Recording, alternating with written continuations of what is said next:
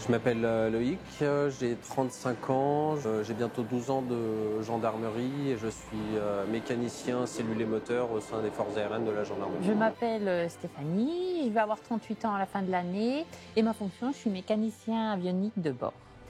Je suis gendarme depuis 2007, rentrée en école à Chaumont et je suis dans les forces aériennes depuis 2012, en sachant que j'ai fait ma formation en 2011 à Rochefort. Civil de base, j'ai fait un BTS en électronique, j'ai fait une licence en électronique, donc mon destin était de devenir prof. Et ce qui s'est passé avec les rencontres de personnes, mon cursus, les détours un peu sur la route sinueuse ont fait que je suis actuellement mécanicien avionique et j'en suis épanouie. J'ai grandi en Haute-Savoie et j'ai toujours été fasciné depuis tout petit par le secours en montagne et particulièrement les hélicoptères. J'ai fait un IUT génie mécanique. Après, j'ai fait une licence en conception mécanique et j'ai travaillé 4 ans en bureau d'études en mécanique. Je me suis rendu compte que je pouvais postuler en gendarmerie pour essayer d'atteindre cet emploi. Je suis rentrée en gendarmerie pour avoir un bon contact avec la population, parce que j'aime ce côté contact avec les gens, les aider, tout en ayant un âme de technicien.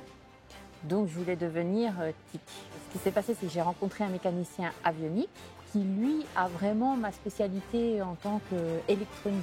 C'est là que j'ai eu la révélation de devenir mécanicien avionique. Le premier cycle de formation est le brevet de mécanicien aéronautique qui est délivré par l'école interarmée de Rochefort. Cette formation dure 1 an. Ensuite, on part en formation au groupement d'instruction gendarmerie qui nous forme pour chaque type de machine, chaque type de moteur. On est formé pour le volet mécanicien de bord, encore une fois par le groupement d'instruction de CASO, qui sont là pour également nous former sur la partie vol, à savoir assistant de vol, ainsi que toutes les techniques spécifiques qu'on peut employer, comme le treuillage, l'aérocordage. En tant que mécanicien de bord, j'ai été qualifiée sur les écureuils et sur le C-135. En tant que mécanicien avionique, je suis qualifiée sur les 3 machines. La diversité des opérations. En fait, on fait un jour, ça va être en panne, il faut réparer. Un autre jour, il faut voler, il faut aller secourir quelqu'un. Voilà, donc on ne s'ennuie jamais. Il y a toujours du travail. C'est top, quoi. L'emploi de mécanicien cellule et moteur dans les forces aériennes de la gendarmerie est en premier lieu de faire l'entretien des machines. Donc il y a l'entretien programmé, il y a tout ce qui est dépannage en cas de problème sur la machine, de découverte d'avarie. Notre second rôle est la partie mécanicien de bord. Le mécanicien avionique, son rôle, c'est les pannes particulières, tout ce qui est lié à l'électronique de bord.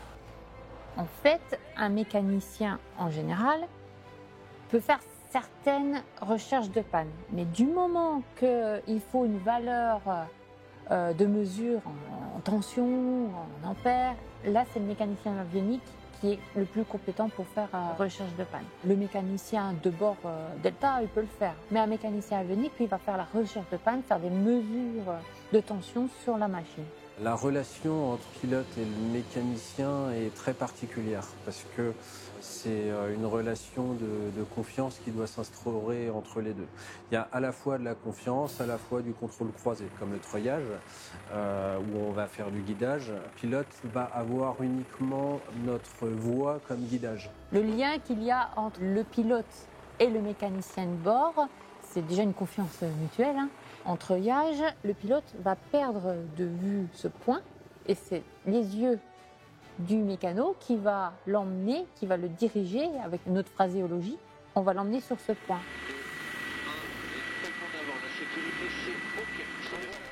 Pour être un bon mécanicien, je pense qu'il faut déjà avoir le sens de la rigueur parce que la rigueur emmène la sécurité. Alors, être une femme dans les forces aériennes, c'est vrai qu'au début, c'est bizarre. C'est particulier parce qu'on est dans un monde avec beaucoup d'hommes. Mais il y a ce côté où on fait abstraction du sexe, homme-femme, et on va travailler plus sur le mécano ou le pilote, sur la fonction, pas sur l'individu, sur sa fonction. Je suis plus considérée comme un mécanicien qu'une femme. Ce qui m'a marqué, c'est une fois j'ai enlevé mon casque et on a dit « Oh tiens, il y a une femme !»